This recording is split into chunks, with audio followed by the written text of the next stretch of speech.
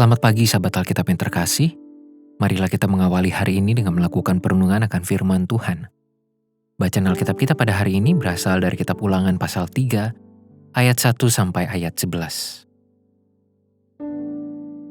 Kemudian beloklah kita dan maju ke arah Basan.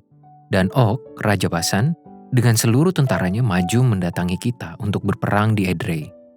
Tetapi Tuhan berfirman kepadaku, "Janganlah takut kepadanya, sebab aku menyerahkan dia ke dalam tanganmu beserta seluruh tentaranya dan negerinya. Dan perlakukanlah dia seperti yang kau lakukan terhadap Sihon, Raja orang Amori, yang diam di Hesibon." Dan Tuhan Allah kita menyerahkan juga Og, Raja Basan, beserta seluruh tentaranya ke dalam tangan kita, dan kita mengalahkan dia, sehingga tidak seorang pun luput. Pada waktu itu kita merebut segala kotanya, tidak ada kota yang tidak kita rampas daripada mereka. 60 kota, seluruh wilayah Argob, kerajaan Og di Basan. Semuanya itu adalah kota berkubu, dengan tembok yang tinggi-tinggi, dengan pintu-pintu gerbang dan palang-palangnya. Lain daripada itu, sangat banyak kota yang tidak berkubu. Kita menumpas seluruh penduduknya, seperti yang kita lakukan terhadap Sihon, Raja Hesibon, dengan menumpas penduduk setiap kota, laki-laki, perempuan, dan anak-anak.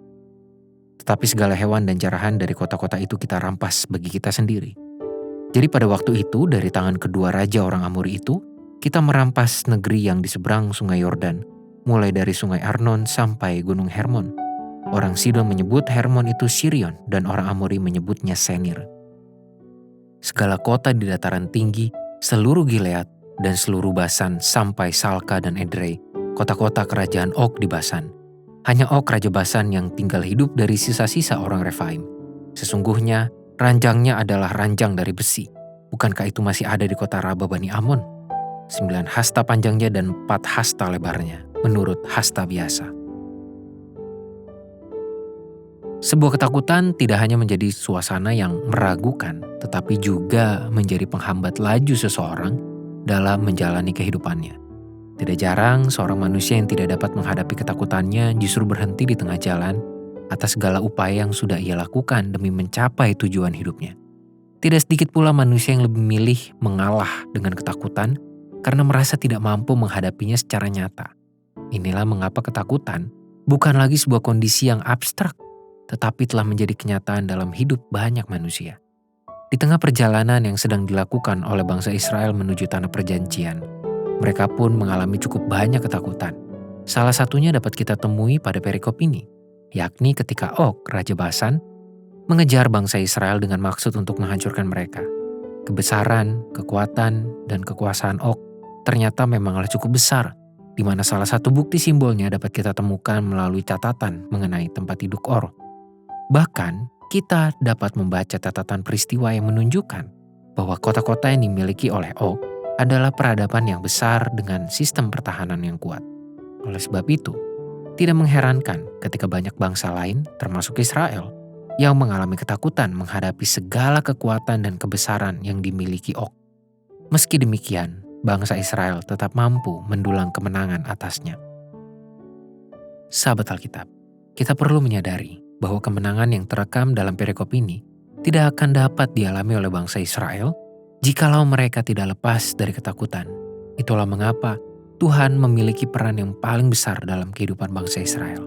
Pertama, Tuhanlah yang mendorong mereka untuk melepaskan diri dari ketakutan mereka. Pada saat Ia berfirman, "Janganlah takut kepadanya." Kedua, Tuhan tidak sekedar berkata-kata hampa, tetapi Ia jugalah yang memberikan jaminan sekaligus tindakan untuk mendampingi bangsa Israel menghadapi ketakutan mereka. Tentu saja pembelajaran ini menjadi sebuah bentuk pengharapan yang dapat kita dekap di sepanjang perjalanan hidup keseharian yang penuh dengan beragam peristiwa tak terduga maupun beragam kenyataan yang kadangkala menakutkan kita. Selamat menjalani kehidupan dengan mengingat bahwa kuasa Tuhan selalu mendorong kita untuk menghadapi ketakutan dengan harapan. Marilah kita berdoa. Tuhan, kehidupan kami tidak dapat terjadi sesuai dengan apa yang kami inginkan. Seringkali banyak peristiwa yang terjadi di luar dugaan kami. Dan tidak jarang pengalaman-pengalaman itu juga menimbulkan ketakutan, membuat hati kami menjadi tawar, bahkan membuat kami ingin menyerah.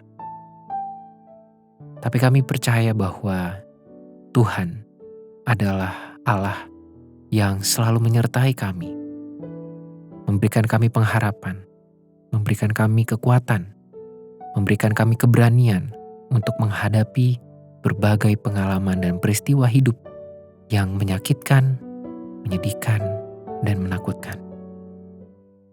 Tolonglah kami untuk tetap dan hanya berpengharapan kepadamu. Hanya di dalam nama Tuhan Yesus, Sang Sumber Pengharapan, kami berdoa. Amin.